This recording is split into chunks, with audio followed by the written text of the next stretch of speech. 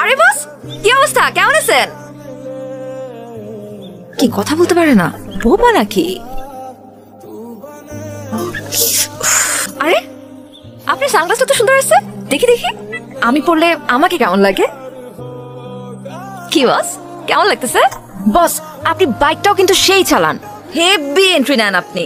আমার তো দেখেই সুন্দর লাগে। আপনি কি আমাকে বাইক চালানো শেখাবেন?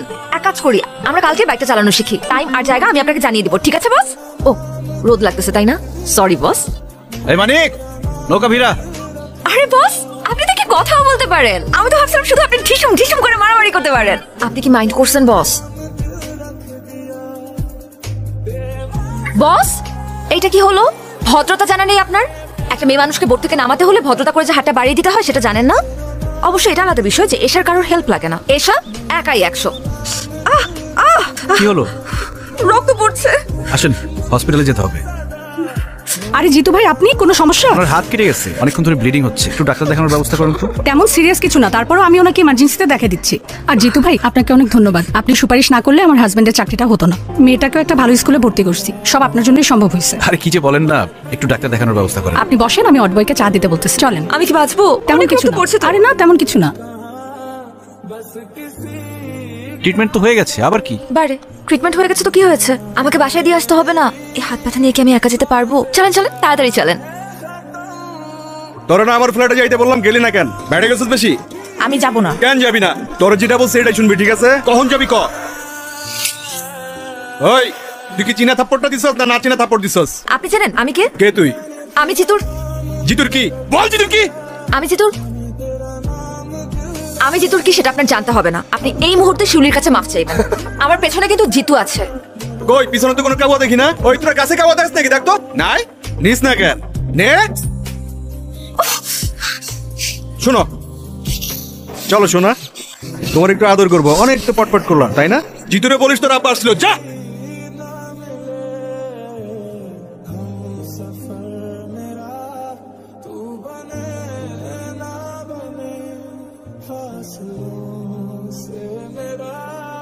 আরে তোর জন্য তো অপেক্ষা করতেছি। আয় আয় আয় আয় খালেদ, জানি আয়।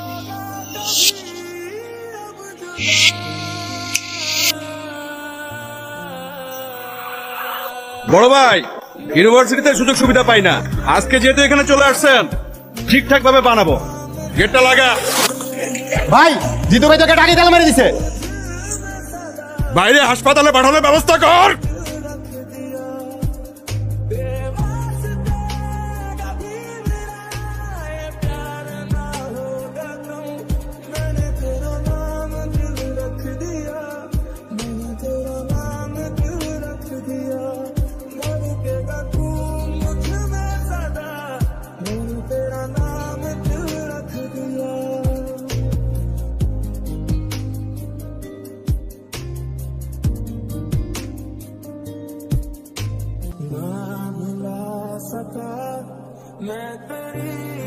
বাবা, তুমি কি কোনো কিছু নিয়ে চিন্তিত? না রে মা, আসলে হয়েছে কি মা, দর্জিপাড়ার ছেলেরা একটু ঝামেলা করতেছে। এনজিওর কার্যক্রম চালানো খুব মুশকিল হয়ে গেছে। এমন যদি চলতে থাকে আমাদের বিদেশ থেকে আসা একটা বড় ফান্ড আটকে যাবে। তাছাড়া প্রজেক্টটার সমস্ত দায়িত্ব কিন্তু আমার উপরে। এটা এত চিন্তা করার কিছু নেই। তুমি চাইলে আমি আমার এক ফ্রেন্ডের সাথে কথা বলতে পারি। উনি যদি একবার কথা বলে দেয় তাহলে কিন্তু তোমার কাছে কেউ কখনো ডিস্টার্ব করতে পারবে না। আমি কি একবার কথা বলে দেখবো? আরে না না না, ওই ছেলেটার ব্যাপারে আমি সবকিছু শুনছি, খুবই খারাপ ছেলে। এটা তুমি কি বললে বাবা? তুমি না শিখিয়েছো ডোন্ট জাজ এ বুক বাই ইটস কভার? একটা মানুষকে তুমি দেখলে না, তার সাথে কথা বললে না, কিন্তু তার ব্যাপারে এত সহজে জাজমেন্ট করে বসলে। জিতু খুবই ভালো মানুষ, বিনা যুক্তিতে কারো গায়ে হাত পর্যন্ত তোলে না। আচ্ছা, তুই কি কলেজে পড়াশোনা করতে যাস, কি সন্ত্রাসীদের সাথে আড্ডা মারতে যাস, বন্ধুত্ব করতে যাস? তুই আঙ্গুল মাইয়া এখনই মানুষ চিনে গেছস। আর এই মরা এলাকায় আমি থাকবো না, দরকার হইলে ট্রান্সফার হইয়া আমি তেতুলিয়া চলে যাব। দেখ, নতুন করে নাটক শুরু করবি না, ভালো হইব না কইতাছি। কিরে হাত ধুইতেছস কেন? আমার পেট ভরে গেছে বাবা। এসা কি হয়েছে তোমার? আমি তো কিছুই বুঝতেছি না, আসার পর থেকে তুমি কাঁদতেছো। কেউ কিছু বলছে? কেউ কিছু বললে আমাকে নামটা বলার মাইর আমি হাড্ডিগুটি ভেঙে ফেলবো। বাবা বলছে তুমি গুন্ডা সন্ত্রাসী। আরে আঙ্কেল রাগ করে কথা বলছে। বাবা বলছে ট্রান্সফার নিয়ে নিবে। বাবা যখন বললো যে তোমার থেকে আমাকে অনেক দূরে চলে যেতে হবে, তখনই কেমন যেন একটা ভয় লাগা শুরু করলো। চাইলেই কি তুমি আমার থেকে দূরে যেতে পারবা? তুমি তো আমার অক্সিজেন। অক্সিজেন ছাড়া মানুষ বাঁচে, তোমাকে ছাড়া আমি বাঁচতে পারবো না। আর দর্জি পাড়ার ছেলেরা কি ঝামেলা করছে এটা আমি দেখতেছি, দাঁড়াও। দর্জি পাড়ার ছেলেদেরকে বকে দেওয়াই তো এর সমাধান না। বাবাকে আমাদের সম্পর্কে কথাটা জানাতে হবে। তোমার সম্পর্কে বাবার যে ভুল ধারণা আছে সেটা ভাঙতে হবে। দেখো এশা, মানুষের সম্পর্কে মানুষের ধারণাটা একদম আপেক্ষিক। এটা নির্ভর করে আসলে কে কাকে কিভাবে দেখছে। এই যে দেখো, আমাদের শরীরে যে ব্যাকটেরিয়া আছে, এটা নাম শুনলেই কিন্তু আমরা ভয় পেয়ে যাই। কিন্তু আমাদের মেটাবলিজম সহ আরো অনেক গুরুত্বপূর্ণ কাজে এই ব্যাকটেরিয়া দরকার, সেটা হচ্ছে গুড ব্যাকটেরিয়া। এখন ব্যাকটেরিয়া বললেই কি তোমার মধ্যে ভয় কাজ করবে? এটা কি উচিত? ঠিক তেমনই তোমার বাবাকে বোঝাতে হবে। জিতুকে দেখলেই একতরফা খারাপ বলা যাবে না। আমার মনে হয় তোমার বাবাকে বোঝালে বুঝবে। জিতু, আমি না একটা বিষয় খুব সেলফিশ, আর সেটা হলো তুমি। তোমার জন্য কার মুখে হাসি ফুটলো, কার ঘরে ঝুলা চললো, তাতে আমার কিচ্ছু যায় আসে না। আমি এত কিছু বুঝতেও চাই না, জানতেও চাই না। আমি শুধু জানি আমার হাসির কারণ হচ্ছে তুমি, আর তুমি আমাকে কখনো হারাতে দেবে না। তোমার হাতটা একটু ধরি। আসসালামু আলাইকুম জিতু সাহেব, আপনার সঙ্গে আমার একটু কথা ছিল, আমাকে একটু সময় দেওয়া যাবে? ওয়ালাইকুম আসসালাম আঙ্কেল, আপনি আমার সাথে এইভাবে কথা বলতেছেন কেন? আপনি তো আমার মুরব্বী। তোরা একটু ওইদিকে যা তো। আমি জানি আমার মেয়েটা আপনাকে ভালোবাসে, কিন্তু ও যেটাকে ভালোবাসা মনে করতেছে আসলে সেটা তো ভালোবাসা না, শুধু একটা মোহ। ও আপনার আগ্রাসনকে ভালোবাসে। যেদিন আপনার জীবনে স্থিরতা চলে আসবে সেদিন তো এই মোহটা কেটে যাবে।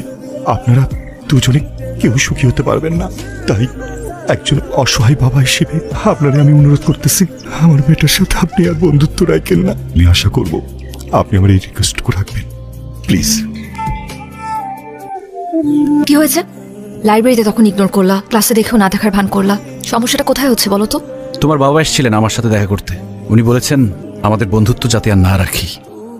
আমার কথা এখনো শেষ হয় নাই জিতু। বাবা বললো আর তুমি মেনে নিলা। তুমি তো জানো যে আমরা একে অপরের প্রতি কমিটেড।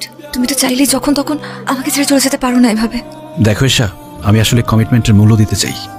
আমাদের মধ্যে কমিটমেন্ট ছিল আমরা সারা জীবন একজন আরেকজনকে ভালোবাসবো। কিন্তু তোমার বাবা হঠাৎ করে আমার সামনে এসে বলল আমাদের মধ্যে নাকি কোনো ভালোবাসা নেই, যা আছে সব তোমার মোহ।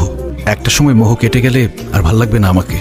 দেখো এশা, আমাদের বিচ্ছেদ মেনে নিতে পারি, কিন্তু একসাথে থেকে আমাদের দূরত্ব আমি মেনে নিতে পারবো না। প্রত্যেকটা সন্তানের সাথে তাদের বাবা মার একটা অলিখিত কমিটমেন্ট থাকে, সেটা হচ্ছে বাবা মার জন্য যাতে তাদের সন্তান কখনো দুশ্চিন্তার কারণ না হয়। আমি চাই না এশা শুধুমাত্র আমার জন্য তুমি তোমার বাবার থেকে দূরে চলে যাও, তোমাদের পরিবারের মধ্যে একটা ভাঙন ঘটুক। আমি এটা চাই না। তোমার বাবা তোমাকে নিয়ে অনেক ইনসিকিউরড। কাওয়ার্ড একটা। বাবা, তোমার সাথে আমার জরুরি কিছু কথা আছে। কলেজ থেকে ফিরতে সন্ধ্যা হলো কেন? কারণ আমি এতক্ষণ নদীর পাড়ে বসে ভীষণ কান্নাকাটি করেছি, আর লাইফের সব থেকে গুরুত্বপূর্ণ ডিসিশনটা নিয়েছি। বাবা, তুমি জিতুকে কি বলছো? বাবা, একজন বাবা হিসেবে যা বলা দরকার আমি তাই বলছি। না বাবা, তুমি এমন কোনো কথা বলতে পারো না যার জন্য আমার ভালোবাসার মানুষটা আমার থেকে দূরে সরে যেতে চায়, তাও শুধুমাত্র তোমার কথার সম্মান রাখার জন্য। আচ্ছা, তোর সিদ্ধান্ত কি? আমি চাই জিতুকে বিয়ে করতে, সেখানে তোমার মত থাকুক আর নাই থাকুক। আমি এক্ষুনি জিতুকে বলবো আমাকে এসে নিয়ে যেতে। তুমি চাইলে আমাদেরকে আটকানোর চেষ্টা করতে পারো বাবা।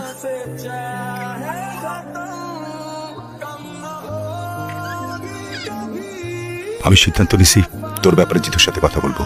তুই ওকে ডাক দে, পারলে আজকে রাতে। থ্যাংক ইউ বাবা, আমি এখনই কল দিচ্ছি। হ্যালো, কোথায় তুমি? এই তো ব্যাডমিন্টন খেলতেছিলাম। আচ্ছা, ওগুলো রাখো, তুমি আমাদের বাসায় চলে আসো। বাবা তোমার সাথে আমাদের ব্যাপারে কথা বলতে চায়। এখন? এখনই আসতে হবে। আচ্ছা ঠিক আছে, আসতেছি।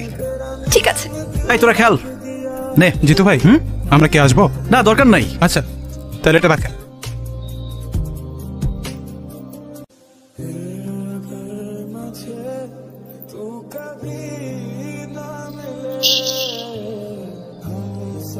জিতু! জিতুকে আজকে আমার বাসায় পাওয়া যাবে। আপনারা ওকে কি করবেন আমি জানতেও চাই না। আমি শুধু আমার মেয়ের ভালোর জন্য এই কাজটা করলাম। জিতু! জিতুর ম্যাগজিনটা খালি করে রাখ। ঠিক আছে।